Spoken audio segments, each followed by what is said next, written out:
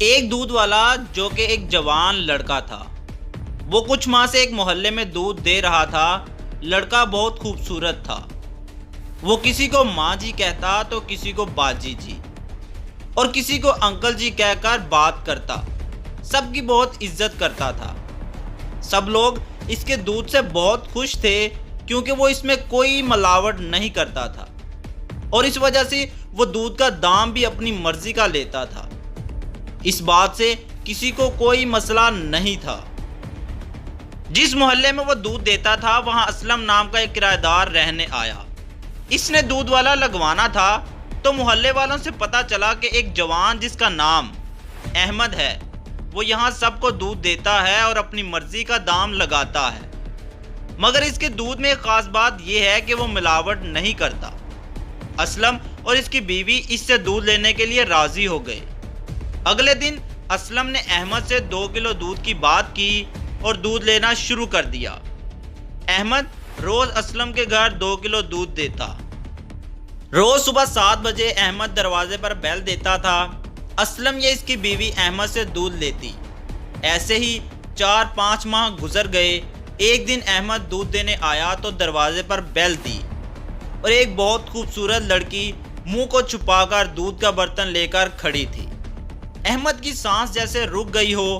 احمد اس لڑکی کی طرف دیکھ رہا تھا اور برتن میں 2 کی بجائے 3 کلو دودھ ڈال دیتا ہے۔ پھر اچانک خیال آنے پر 1 کلو واپس نکالتا ہے۔ اس کام کے چکر میں اس کو اس لڑکی کو دیکھنے کا زیادہ موقع مل جاتا ہے۔ اگلے دن جب احمد اس گلی میں جاتا ہے اور اسلم کے ہمسائے سے بات کرنے پر پتہ چلتا ہے کہ وہ اسلم کی بڑی بیٹی سحر ہے۔ یونیورسٹی میں پڑھتی ہے، بہت اچھی لڑکی ہے۔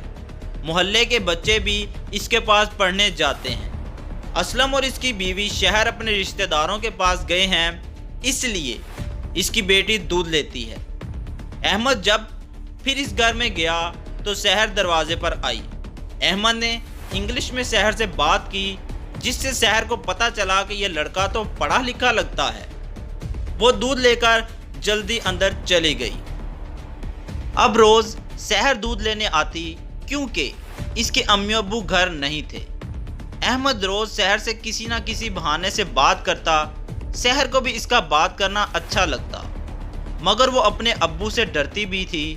لیکن دونوں میں ایک دوستی والا رشتہ بن چکا تھا، لیکن احمد اس کو پیار کرنے لگا تھا۔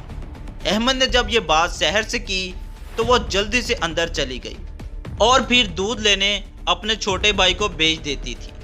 سحر کی اس بات کو لے کر احمد بہت پریشان تھا۔ جب سحر نے احمد کو کچھ دن نہ دیکھا تو ایک الجھن میں پڑ گئی کیونکہ وہ بھی اسے پیار کرنے لگی تھی۔ اگلے دن سحر خود گئی دودھ لینے اور اپنے دل کی بات کر دی، جس سے احمد بہت خوش ہوا۔ سحر نے بتایا کہ اس کے گھر والے شادی کے لیے نہیں مانیں گے۔ دونوں نے اکیلے میں ملنے کا سوچا۔ ایک دن جب احمد دودھ دینے آیا تو سحر نے بتایا وہ گھر پر اکیلی ہے۔ احمد نے اندر ملنے کا کہا۔ سحر مان گئی اور دونوں کمرے میں ملنے گئے۔ دونوں مل کر بہت خوش تھے۔ اس دن کے بعد ان کو جب بھی موقع ملتا وہ گھر پر ملتے اور اس چکر میں بہت بڑا گناہ کر بیٹھے۔ سحر نے جب احمد کو بتایا کہ میں ماں بننے والی ہوں تو احمد ڈر گیا اور اس کو اپنے ساتھ بھاگ کر جانے کا کہا۔ سحر اپنے باپ کے ڈر سے پہلے تو مان گئی لیکن پھر منع کر دیا اور اندر جا کر دروازہ بند کر لیا۔ اس کے امی ابو شہر سے واپس آ گئے۔ سحر نے ساری بات اپنی ماں سے کی۔ اس کی ماں نے اسلم کو بتایا۔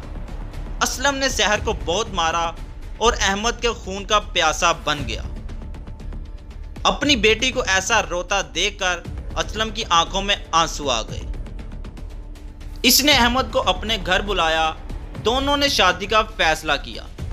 اسلم اور اس کی بیوی بھی مان گئے کیونکہ لڑکا سحر کی طرح پڑھا لکھا تھا۔ اس طرح دونوں نے شادی کر لی اور ان کی محبت کامیاب ہو گئی، مگر جو غلطی وہ شادی سے پہلے کر بیٹھے تھے اس کے لیے بہت شرمندہ تھے۔